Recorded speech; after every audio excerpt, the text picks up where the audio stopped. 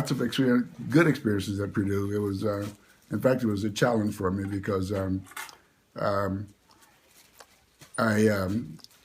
fact, He was recently married. I married my high school Had sweetheart at that He time. had two children. One kid when I Oh, started. one kid. When I started at Purdue, and the money was short.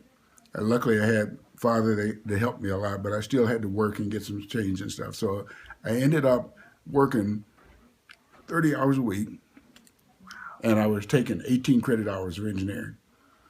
And what I found out was that right after, I think my first semester, they were installing the new computer system they had down at Purdue, and that was where you're going to be registered. And I discovered that if you put in a course that you'd already taken, the computer would kick your registration out, and you'd have to go and do it manually. And that was great because what I could do then is I could schedule my classes so that I'd have one day off. And that way, because I was working so many hours, it gave me one day to catch up and stuff, So that was really great. That was good. Yeah. And I still remember all of the experiences with the guys in class. Some of the things that were kind of different, for example, we'd always get together, the few of us that were there, and I think there was probably about 100 guys there at that time that didn't make it, but I was the only one that graduated out of the bunch that I was with. And we'd get together and play bid whist and, like guys do. And about 9 o'clock, everybody had to leave because, we were engineering students and they wanted to graduate. So we'd be having a lot of fun and stuff. We would get together every evening and play cards. 9 o'clock, who's at our house you left, they tell you got to leave. Because everybody was focused, Another experience I had was that, I don't know if they still do it or not, but back in those days, the freshman chemistry class was a flunk-out class. They had certain things where they tried to weed out the students that they didn't think were going to make it. And at the end of the chemistry class, at the end of the semester, you could line up at the end of the semester and they would give you your grade rather than waiting for it to come out on the report card.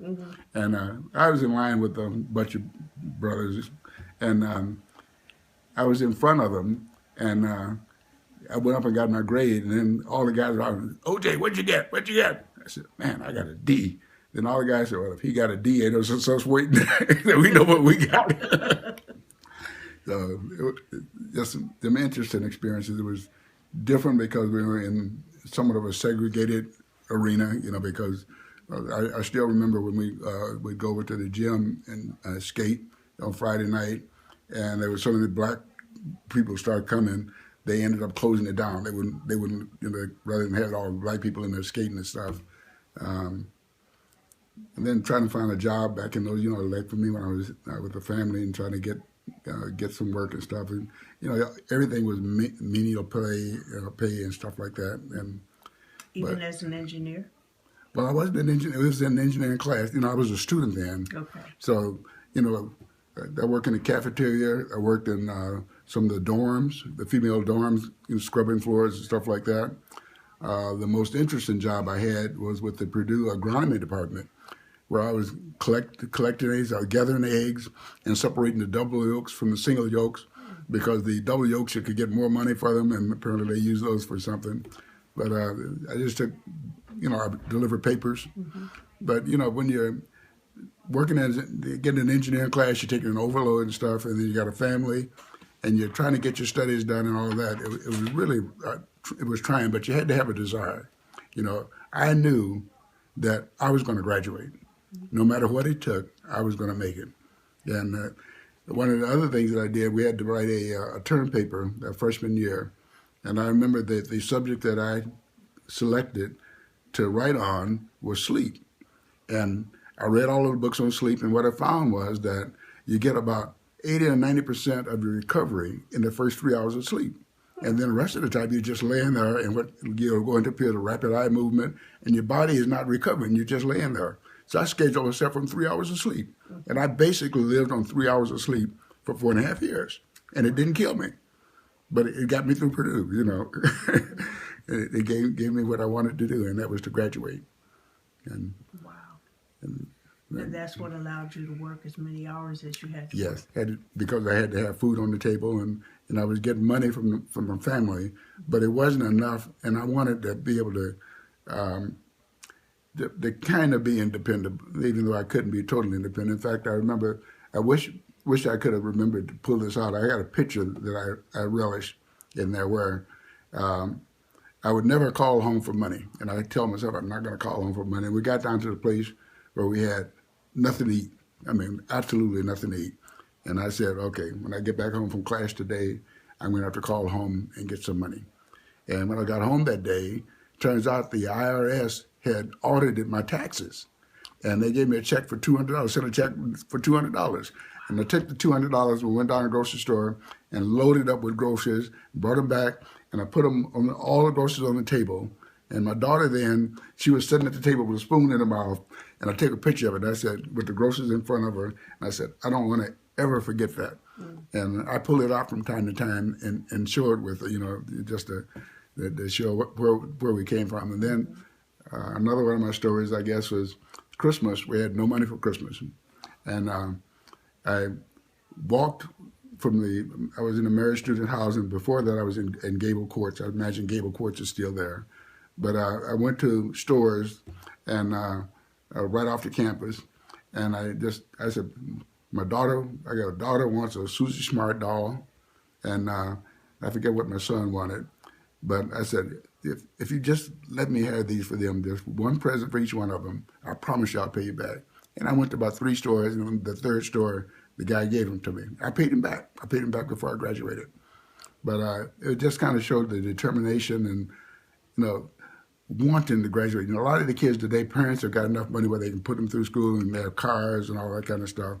But, my family was like most of the black families back then. They didn't have a lot of money. Mm-hmm. And we made it.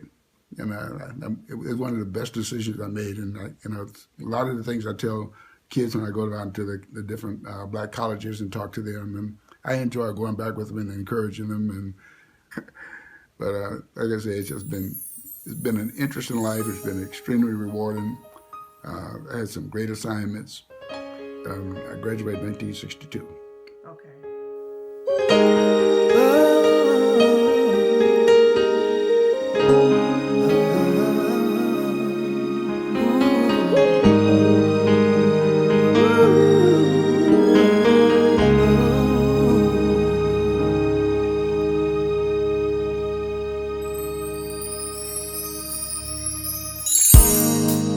For all the pain that I have felt, for all the times that I have knelt in prayer for peace just to pull through, when my eye is on the other side, for fear of losing sight of me, in pursuit of those things I can't see. All along I've been where I needed to be, knowing greatness lies in me.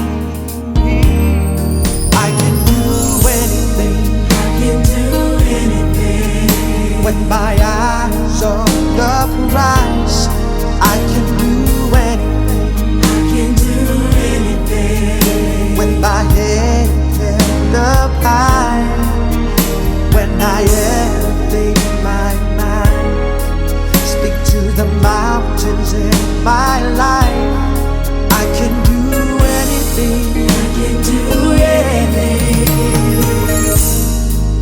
No one can take these dreams away.